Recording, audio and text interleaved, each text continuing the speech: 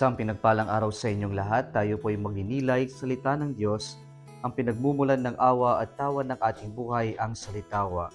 Today we are celebrating the solemnity of Saint Joseph, husband of Mary.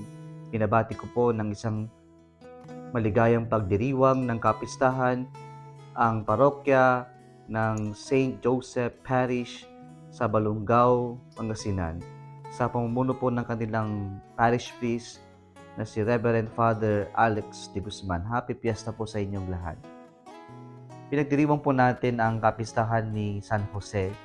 Kakaunti po ang nalalaman natin tungkol sa kanya at maski ang banal na kasulatan, kakaunti rin po ang mga naisulat patungkol po sa ating santo na tinagurian nating tumatayong foster father ng ating Panginoong Hesukristo. Sa ating pagninilay ngayon ng dakilang kapistahan ng tinatagurian din natin o tinuturing nating patron of the Universal Church, ating pong pagninilayan kung ano nga ba yung mga makikita nating katangian kay San Jose. Una po, si San Jose ay isang just man. Narinig po natin sa Ebanghelyo ng San Mateo na dinescribe si San Jose bilang upright man or just man sapagkat noong nalaman niya na bago sila maikasal o magsama ni Maria na buntis na siya at hindi siya yung ama. Dahil siya ay matuwid na lalaki, nais niyang hiwalayan si Maria na walang nakakaalam. He wanted to divorce her or separate from her sight silently na walang nakakaalam kasi alam niya kapag ito ay kumalat, ang kaparusahan kay Maria ay kamatayan. Kaya po si San Jose ay isang matuwid. Ginagawa niya kung ano yung tama, kung ano yung nararapat. Pangalawang katangian na pwede nating magaya, matutunan kay San Jose ay yung kanyang obedience. Nalaman natin sa Ebanghelyo na noong nais na niyang hiwalayan si Maria, sa panaginip ay kinausap siya ng Diyos sa pamamagitan ng anghel at ipinaliwanag lahat sa kanya. At doon po nakatanggap ng instruction si San Jose. Kaya pagkagising niya, sinunod niya ang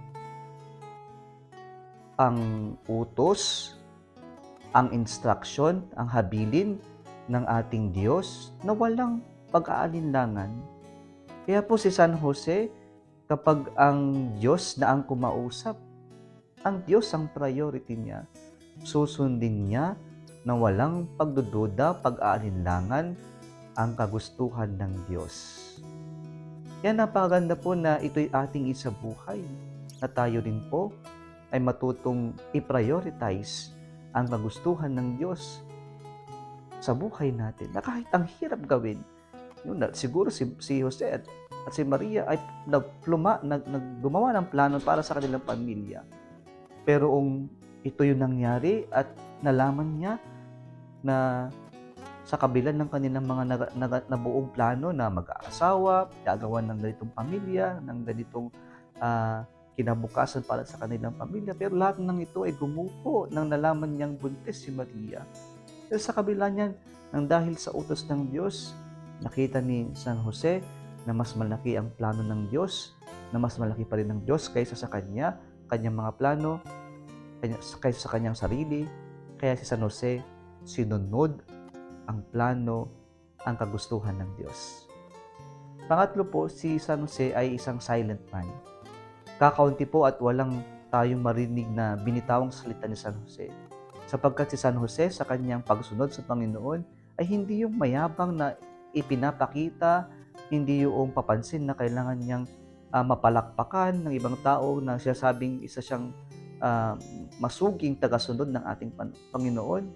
Pero si San Jose, sinunod niya ang Diyos sa katahimikan. Nakikipag-usap sa Diyos sa katahimikan. Sapagkat in silence, sabi natin, God speaks. And in silence, also, Saint Joseph followed or obeyed the will of God. Kaya po makikita natin ang virtue na ito na si San Jose, yung hindi siya nagmamayabang, hindi niya kailangan yung rating, hindi mahalaga sa kanya ito, at hindi mahalaga sa kanya yung affirmation o yung papuri, adulation ng ibang tao. Ang mahalaga sa kanya ay gawin kung ano ang gusto ng Diyos, at ginawa niya ito sa katahimikan. Ang huli po, yung exemplar life ni San Jose. Si San Jose ay isang modelo ng ating pagsunod sa Panginoon. He is an example of how we should take care not only of our faith, but the faith of other people. Bilang isang tatay, pinotektahan niya at inilagaan niya sa kanyang buhay. Ibinigay niyang buhay niya para sa pangangalaga ng kanyang pamilya, lalo na para sa ating Panginoong Jesucristo.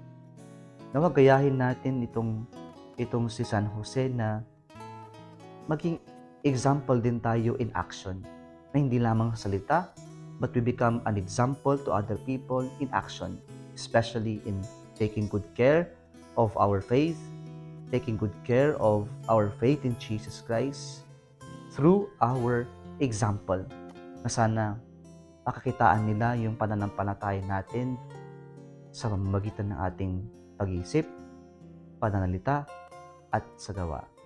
Muli isang pinagpalang araw sa inyo.